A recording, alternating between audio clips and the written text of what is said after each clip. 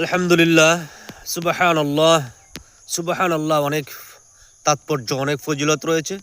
আল্লাহ রাসূল সাল্লাল্লাহু আলাইহি সাল্লাম বলেছেন, যে ব্যক্তি একবার সুবহানাল্লাহ, আলহামদুলিল্লাহ, লা ইলাহা ইল্লাল্লাহ পাঠ করবে, আল্লাহ তাআলা বেহেশত থেকে না তাদের একটি গাছ দান করবেন। এই গাছ তাকে কিয়ামত পর্যন্ত ছায়া দান করবেন। সুবহানাল্লাহ। আর এই গাছটির নাম হচ্ছে বরই গাছ। আমিও একটা বরই গাছের নিচে দাঁড়িয়ে আছি, দেখতে পাচ্ছেন। এই যে বরই গাছ, হাদিস শরীফে আসছে, সেই বরই গাছের বেহেশতখানায় বরই গাছের পাতা হবে এই হাতির কানের পাতার মতন, এবং বরই হবে এক একটা বরই মটকার মতন। সুবহানাল্লাহ। আল্লাহ পাক বেশি করিয়া আল্লাহর জিকির ফিকির করার তৌফিক।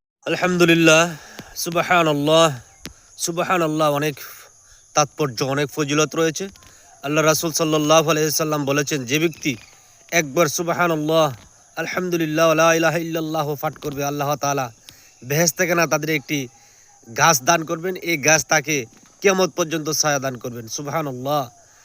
আর এই গাছটির নাম হচ্ছে বরই গাছ। আমিও একটা বরই গাছের নিচে দাঁড়িয়ে আছি, দেখতে পাচ্ছেন। এই যে বরই গাছ, হাদিস শরীফে আসছে, সেই বরই গাছের বেহেশতখানায় বরই গাছের পাতা হবে এই হাতির কানের পাতার মতন, এবং বরই হবে এক একটা বরই মটকার মতন। সুবহানাল্লাহ। আল্লাহ পাক বেশি করিয়া আল্লাহর জিকির ফিকির করার তৌফিক।